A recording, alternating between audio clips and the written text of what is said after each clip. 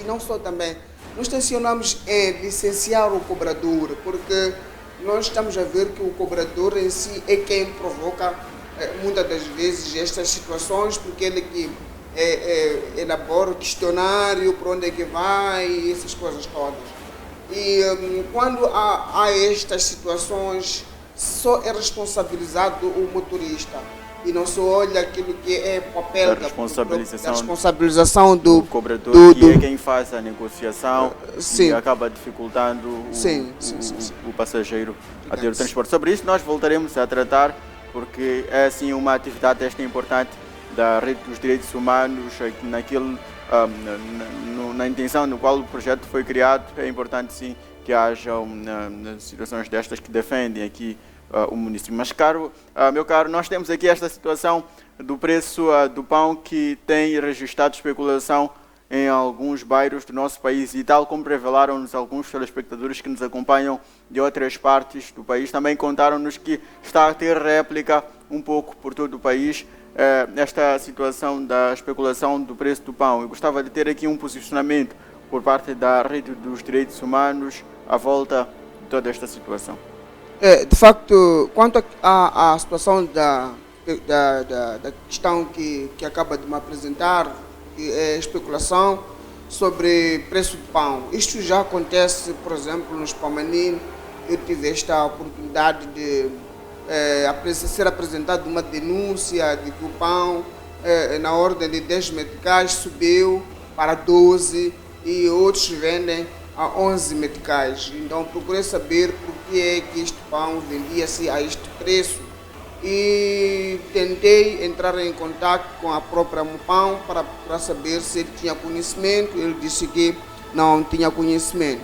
Tudo isso indica que é especulação. Ouvimos também a intervenção do próprio o presidente da Mopão a dizer que não há aumento do preço do pão.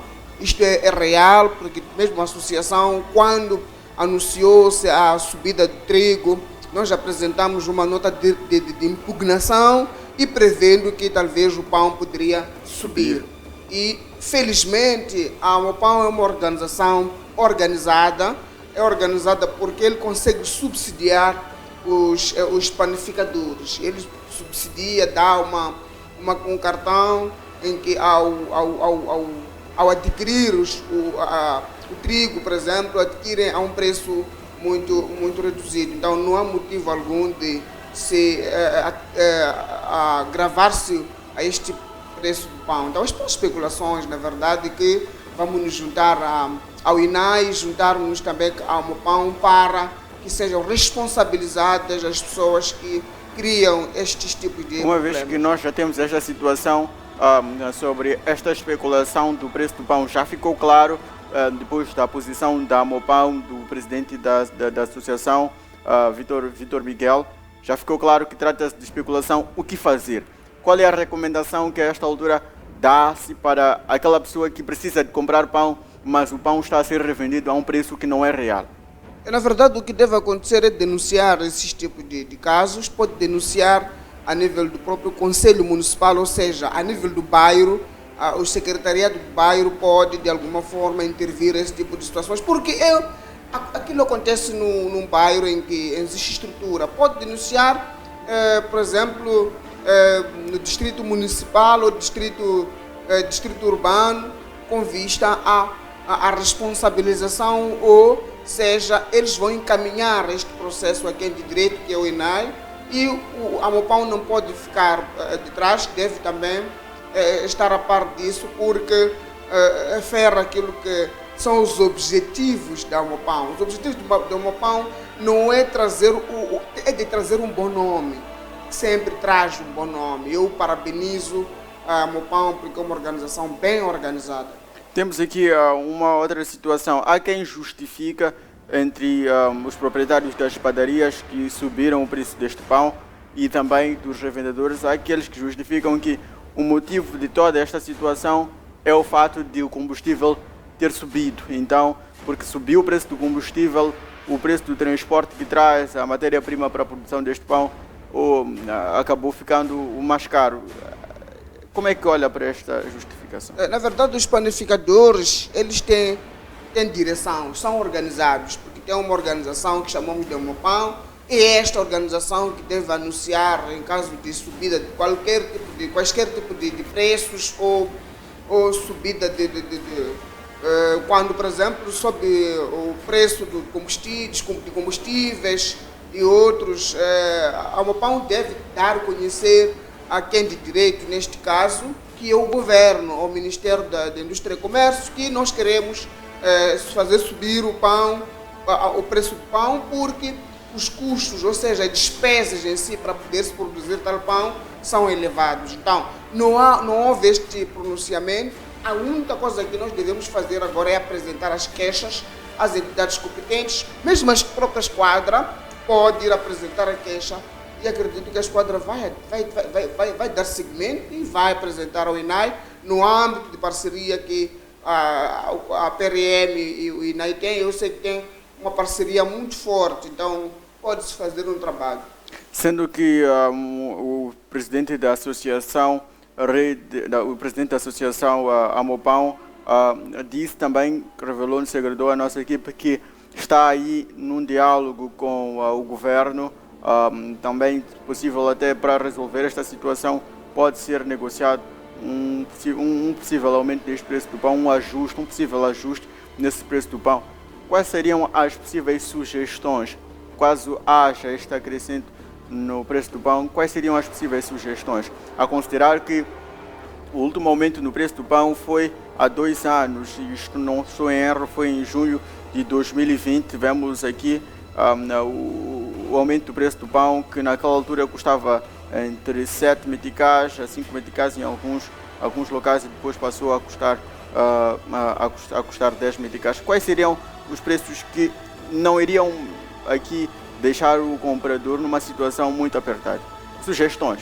De facto, em caso de Homopão, porque na verdade quem gera os custos para fabricar-se tal pão,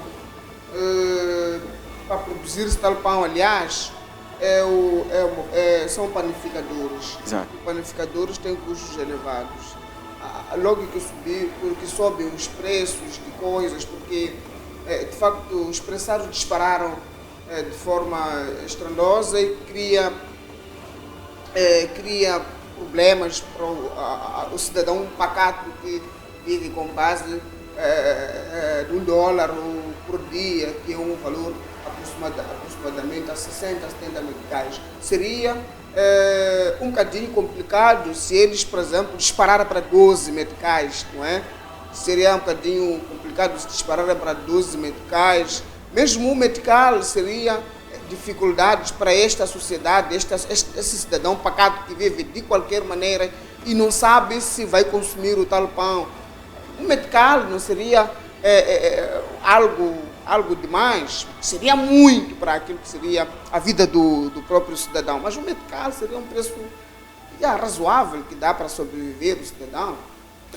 Há organizações da sociedade civil e outros até anônimos, os cidadãos anônimos, que defendem que para que esta situação toda que o país tem vindo a assistir seja resolvida, é importante fazer-se manifestação pacífica. Uns defendem a manifestação pacífica, outros não. Qual é a posição da Rede dos Direitos Humanos?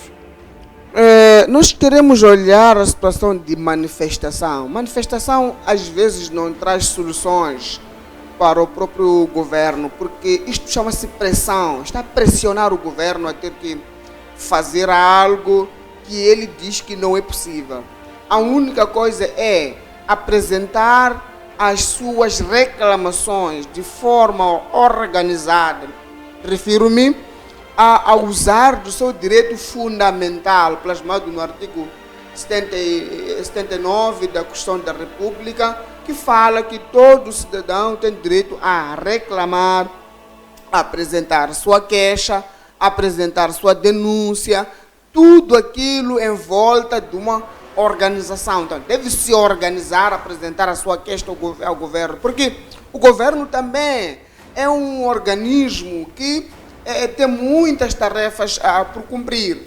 E sendo assim, se você manifesta-se ele não vai fazer aquilo que são as vontades de forma coerciva. Então, o que deve-se fazer é apresentar aquilo que nós fizemos quando foi anunciado de que o preço do trigo haveria de subir. Nós impugnamos e prevemos também a situação do pão e pedimos que o pão não pode subir, porque as condições do cidadão moçambicano não são favoráveis para a sua sobrevivência. Então, há necessidade aqui de olhar esses aspectos, de apresentar as suas dificuldades, os seus problemas ao governo, porque é o seu direito fundamental.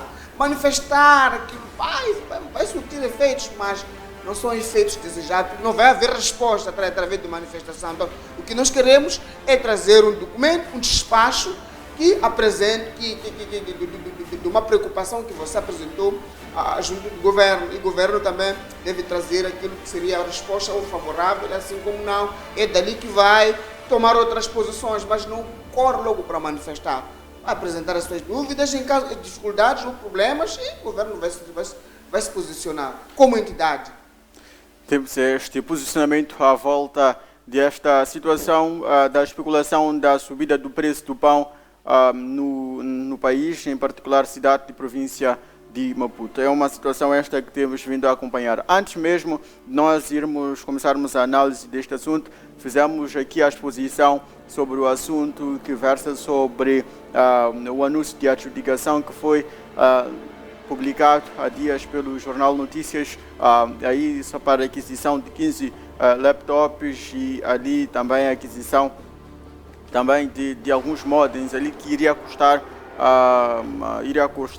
cerca de 3 milhões de meticais, aproximados a 4 milhões. Ali é uma situação esta delicada. E nós aqui, esta situação toda é trazida ali pelo Ministério do Trabalho e Segurança Social. E temos aqui uma matéria à volta deste assunto que faz uma relação à volta deste assunto, logo que complementa este assunto que nós já fizemos aqui a exposição. Logo depois da matéria, iremos daqui trazer aqui o comentário do presidente da Rede dos Direitos Humanos. Vamos carregar esta matéria e eu volto já a seguir.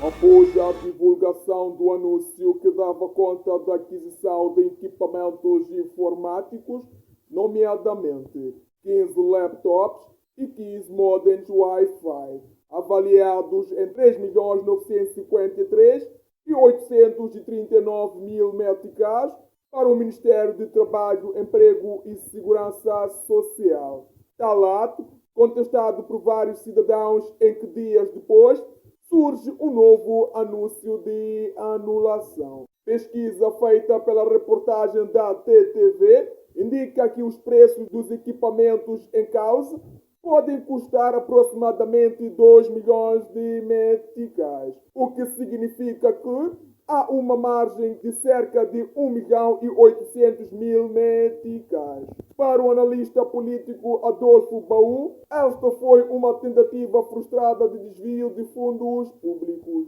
Primeiro, isso mostra um princípio de fraude. Fraude fiscal, fraude financeira.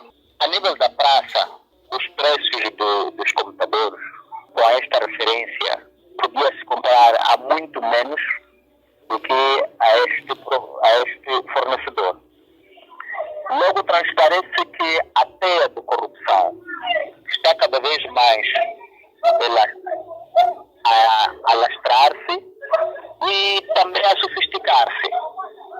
Esta é uma base inequívoca de que estamos rodeados de gestores comprometidos com a subfaturação. Esta subfaturação nos mostra um princípio do enriquecimento ilícito a partir de uma confiança atribuída para a gestão da coisa pública.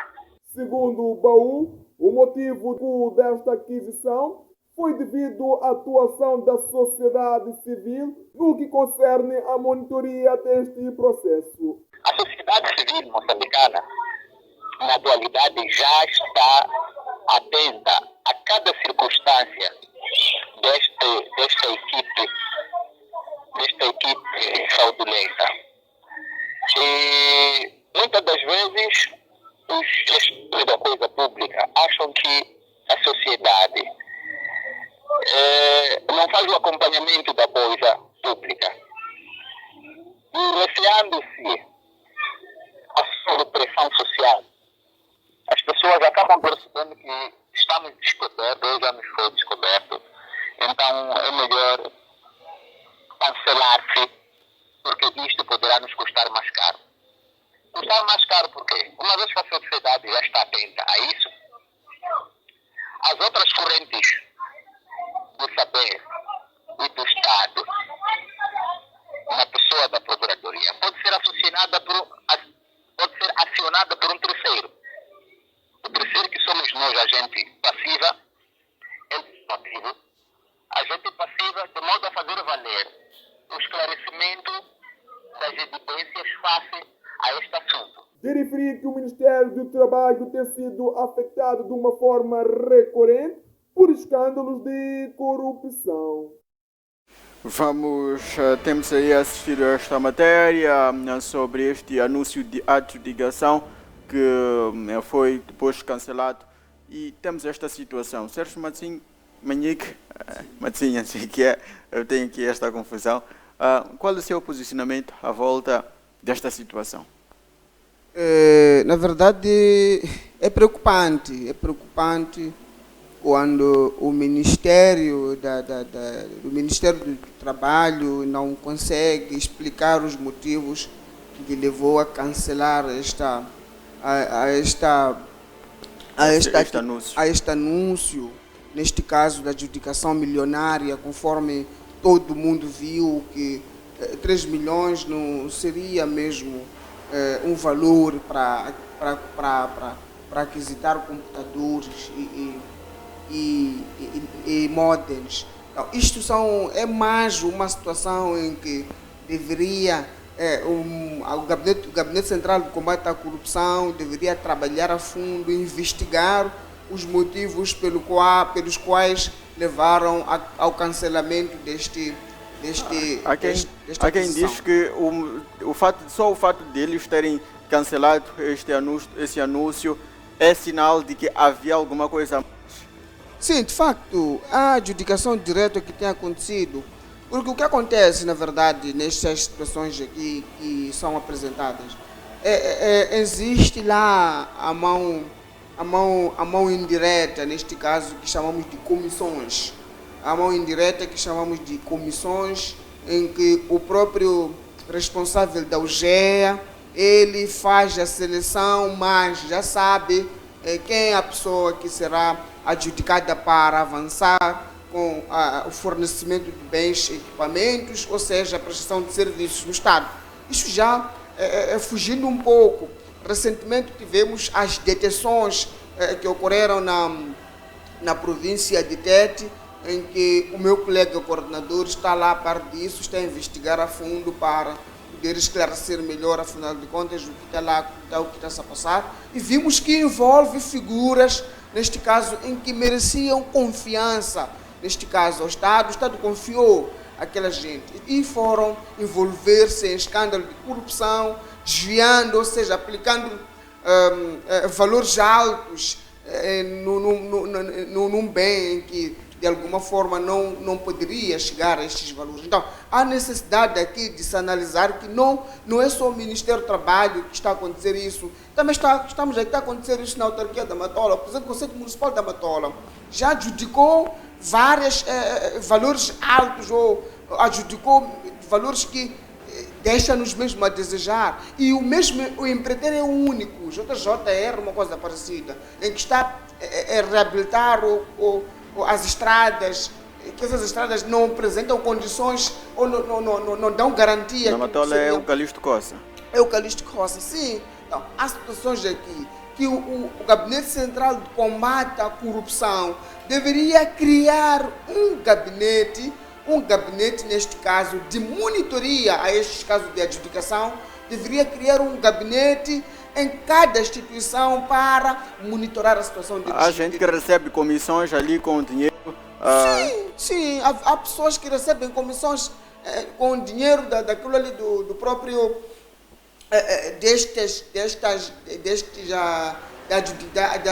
onde, por exemplo, vou dar um exemplo concreto, por exemplo, este valor de 3 milhões, se calhar ali o 1 milhão é só para aquele material, outros 1 milhão e 500 é para dividirem-se entre eles, porque já há um budget livre, que este budget livre não tem controle, mas usando a própria instituição em que vai prestar serviço. Isso é um roubo e que nós, como organização, como associação, havemos de pedir um esclarecimento ao Ministério de Trabalho para que possa esclarecer os motivos que levaram ao cancelamento deste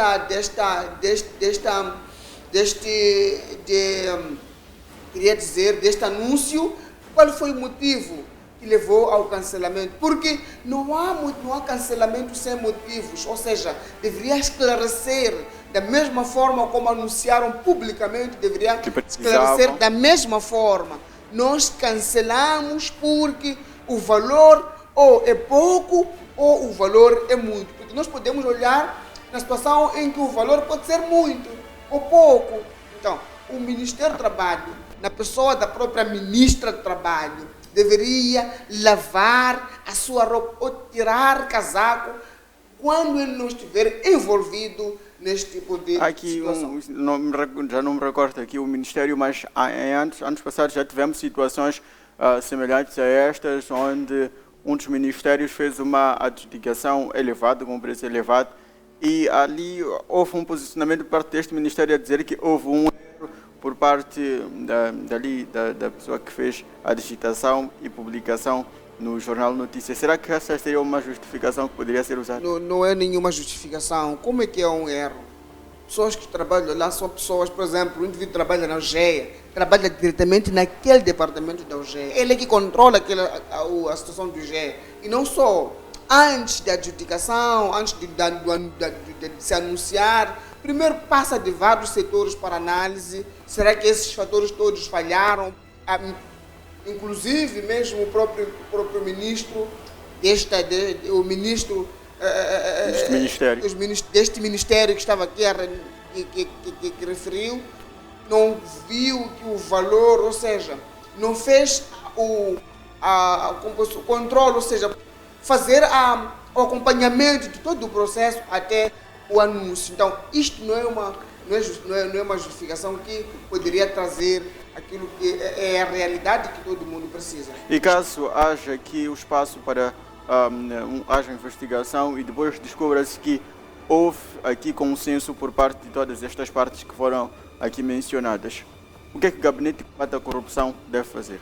Deve fazer o seu trabalho de processar aquelas pessoas e devem serem detidos, porque este tipo de crime é um crime público, em que o público está interessado em saber em que pé fica. Então, o Gabinete Central de Combate à Corrupção deve, de imediato, mandar prender aquilo que fez na província de Tete. Então, este é o trabalho. Mas aquilo que eu vinha falando aqui, que o Gabinete Central de Combate à Corrupção tinha que criar formas de criar um gabinete em cada ministério ou cada direção distrital provincial, um gabinete central de monitoria desse tipo de casos, porque existem vários casos que ainda não foram despoletados, em que depois de serem despoletados, os valores hão de ver que foram para bolso de pessoas, familiares. Veja, por exemplo, o que aconteceu em Tete. Só houve a detenção de toda a família, esposo, esposa, sobrinho. O que é isso? Significa que o benefício é familiar. Então, a única coisa que deve acontecer é o Gabinete Central de Combate à Corrupção criar um gabinete, um departamento de monitoria desse tipo de casos, para que possa se travar esses cenários. E o povo está preocupado. Nós estamos cada vez mais com altos preços de produtos alimentares, combustíveis estão a subir, muita coisa está a subir. E os valores quais são? São esses que estão sendo desviados para bolso de alguém. Então, isto é preocupante. O governo deve analisar, estudar mecanismos para poder travar esses problemas todos. Eu penso que temos mais uma matéria à volta deste assunto. Carlos, peço para confirmar, temos sim ou não aí uma matéria à volta deste assunto e sobre os recorrentes escândalos de corrupção no Instituto Nacional de Segurança Social, que é também um instituto este que está manchado por conta destas situações de corrupção que nós temos vindo ali a assistir. Há um exemplo de um dos casos, este que está a ser julgado ali na Catemp, onde ali há tida como Dama de Ferro. A Dama de Ferro, esta que está ali e deverá contar ali sobre como é que os 113 milhões desapareceram ali do Ministério do Trabalho. Temos sim esta matéria, vamos carregar. Vamos carregar.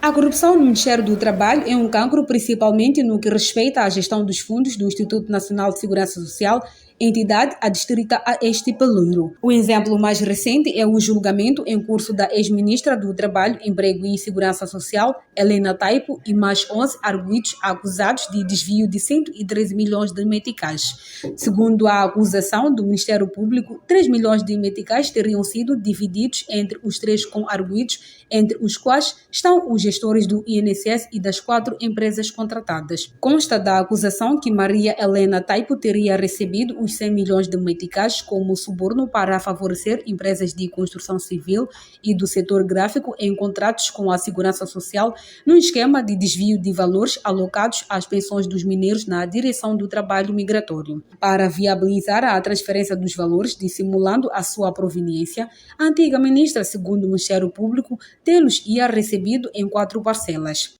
As empresas deviam sobrefaturar os valores, a ministra garantia a celebração dos contratos com o Instituto Nacional de Segurança Social e, de seguida, a diferença da sobrefaturação, que era de suborno, devia ser enviada para contas tituladas pela antiga governante. O Ministério Público acredita que, com os mais de 113 milhões de meticais desfiados, os arguidos terão comprado viaturas, imóveis, cabazes e bebidas alcoólicas, tudo sem base legal.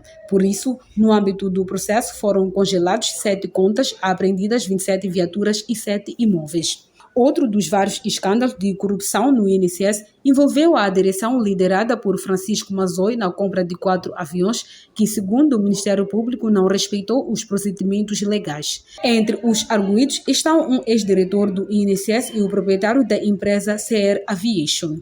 No esquema, a CR Aviation, empresa do finado presidente da Confederação das Associações Econômicas de Moçambique, CTA, Rogério Manuel, encaixou 84 milhões de meticais. O mais agravante, de acordo com a acusação, é que a CR Aviation não apresentou um plano de recuperação dos investimentos feitos pelo INSS e a verba foi concedida sem nenhuma deliberação do Conselho da Administração da Segurança Social. Segundo o Gabinete Central de Combate à Corrupção, no mesmo caso eram acusados de crimes de simulação e peculato Batista Machei, antigo diretor do INSS, e Miguel Ângelo, ex-diretor-geral da firma de aviação CR Aviation. Em quase todos os casos de desvio de fundos na instituição, o nome do partido no poder, a Frelimo, é apontado como receptor de parte do dinheiro. Esta situação ali do INSS, Instituto Nacional de Segurança Social, este instituto que, de forma particular, já tem muitos barulhos para resolver. E aqui, em algum momento, acabam sendo relacionados ao Ministério do Trabalho, este ministério que está ali a ser liderado pela ministra Margarida Ntalapa. O que dizer, Sérgio Mazinho, sobre esta situação? O Instituto Nacional de Segurança Social, já temos um julgamento a decorrer ali na Catemp sobre os 13 milhões de meticais, mas já tivemos várias sessões. Eu lembro-me até de uma situação onde o Presidente da República, Filipe Nunes, alertava ali para que as pessoas que estão colocadas à frente deste instituto não podem de forma nenhuma transformar o INSS em capoeira, porque estão a transformar aquele lugar em uma capoeira onde vão tirar dinheiro, e as pessoas que contribuem, principalmente os mineiros, que contribuem durante anos e anos, estes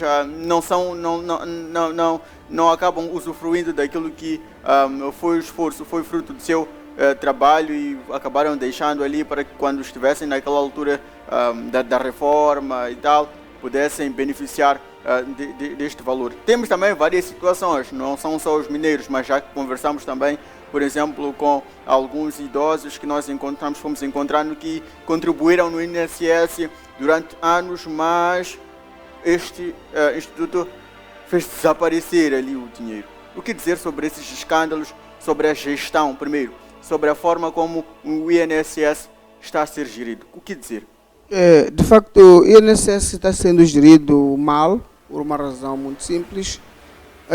De facto, o INSS, por exemplo, a associação tem 4 casos de pessoas que contribuíram e agora, quando vão apresentar as suas reclamações, eles não estão a ter resposta no que concerne à preocupação que eles trazem, porque eles queriam saber sobre o valor que foi lá depositada, que eles eram descontados e nada de resposta satisfatória eles têm recebido. Então, significa que o INSS tem desviado vários fundos, outros fundos sem controle, conforme esses que eu vim aqui a referir. E assuntos que têm a ver com, por exemplo, a Helena Taipo, em que de facto ela também disse que usou aquele valor para a campanha eleitoral de um partido político. E quais são as responsabilizações deste partido político em que a Helena Taipo disponibilizava ou tirou dinheiro para esta campanha? E aqui há nome também do próprio presidente da República que está envolvido, porque a campanha era para, de facto, o segundo mandato dele mesmo. Então, há situações em que ouvi também na tenda da BO a dizer, a doutora Sheila Marangula, de que não há lei que poderá levar a Frelimo e o presidente da República à barra do tribunal ou ao julgamento. Nós sabemos por que não existe essa lei, enquanto que a Constituição da República diz que, a Constituição da República, o seu artigo 35, diz que todos somos iguais à lei, significa que as responsabilizações, a responsabilização é individual. Quando alguém tem problema, está no poder, deve ser responsabilizado por aquilo que ele fez. Então, o INSS está agora a criar problemas que falta o controle. Não há controle naquele ministério, ou seja, naquele instituto, não há controle, porque agora mesmo, brevemente, está a acontecer problemas de desvios e falta de atendimento, atendimento desejado, aquilo que seria ao próprio cidadão, que sofre, que volta a criar problemas à sua saúde, confiando que poderia ter alguma coisa lá. Infelizmente, o valor que já chegado lá não encontra, está desviado para outros. Mencionou aqui a situação da Helena Taipo, o desvio que foi feito para o financiamento da campanha do Filipe Nunes, isto em 2015, penso ter sido 2014, para a eleição de 2015, mas no próximo ano temos também eleições. Será que esta situação que nós temos vindo a assistir, será que não tem alguma relação? Poderia-se arrecadar fundos para poder, como de costume, né? Poderia-se arrecadar fundos para poder gerir estas campanhas, os processos eleitorais políticos. Então, há situações em que o Gabinete Central de Combate à Corrupção devia trabalhar com vista a trazer-nos fruto daquilo que precisamos. Porque sempre é recorrente isso, de que a maior parte de valores que as instituições criam de forma ilícita vai à campanha. Então, há necessidade aqui de se fazer um estudo de como é que pode destravar esta situação. O Instituto Nacional de Segurança Social é tutelado pelo Ministério do Trabalho e Segurança Social. Sim. Este ministério está a ser liderado por Margarida Ntalapa, que há tempos também assumiu altas funções no Partido Frelimo. Será que não temos choque? Ela quer buscar, a intenção dela é buscar nome. Ela tem que buscar nome. Eu recordo muito bem, a Helena Taipo, quando houve a eleição em Nampula, em que ela foi, acho que era chefe da brigada lá, chorou, tirou lágrimas, pedindo que se votasse por ver que as eleições acho que não apontavam ao próprio Partido Frelimo. E chorou, tirou lágrimas, pedindo que poderia se votar ao partido, porque seria como posso dizer, seria onde ele nasceu, a terra que lhe viu a nascer. Então, ele está à busca daquilo que seria o bom nome que sempre o Partido Frelimo lhe traz. Então, há situações aqui que há relação entre essas duas entre essas duas situações e que precisa de muito trabalho para se despoletar desses problemas. E acredito que o Gabinete Central de Combate à Corrupção, uma entidade idônea, a trabalhar nisso, vai trazer aquilo que seria o despoletamento de todos os problemas que acontecem naquele ministério. E hoje também é o próprio ministério, e tivemos uma situação de Xinavan, assunto do trabalhador, açucarado de Xinavan, em que esteve lá o inspetor-geral do trabalho, pertence aonde? Ao Ministério do Trabalho. Então, são situações aqui que cria problemas, cria barulho todos os dias. Aquele ministério merecia um indivíduo idôneo, merecia um indivíduo com capacidades adequadas para poder dirigir. E os trabalhadores não estão sendo respeitados os seus direitos. Por exemplo, ontem estava a assistir uma situação de uma empresa chinesa lá, em que até os jornais foram proibidos de ir fazer cobertura, em que há greve dentro dos trabalhadores. Então, o país é este que nós estamos, o ministério é aquele que sempre é indicado de pessoas para poder dirigir e não dirige como deve ser. Há espaço para dizermos que estamos entregues? Claro, estamos entregues, conforme disse na tenda da BO, no meu coro o arguido, o declarante, que disse que o país foi vendido, foi entregue ao inimigo. Acho que foi o Presidente da República, já não me recordo no meu coro como deve ser, mas foi dito que o país já foi entregue ao inimigo. CISI já foi confiscado. Há quem controla a CISI de longe. Então é um bocadinho complicado. Vamos desviar um pouco do tempo. Certo. Sérgio Martinho, muito obrigado por participar aqui do programa Na Tela, nesta edição de sábado, dia 26 de março de 2022. Aqui vamos conversar e pedimos aqui, como um jeito de últimas considerações, o que dizer a esta altura e falar um pouco sobre o trabalho que está a ser feito pela Rede dos Direitos Humanos. E, na verdade, eu estou feliz em participar aqui. Há várias situações que acontecem. Eu queria apelar à comunidade no geral a apresentar queixas quando há dificuldades, quando o governo, ou seja, quando o cidadão viola, tropeça aquilo que são as leis. Falando, por exemplo, a situação de especulação do preço do pão. Então, as pessoas devem usar aquelas instituições e também as instituições devem ser dinâmicas, devem ser pragmáticas, resolver o assunto da população. Porque quando não resolve o assunto da população, é o que leva a população levantar greves, manifestações e falar nome dessas próprias entidades que tutelam ou devem resolver esses problemas.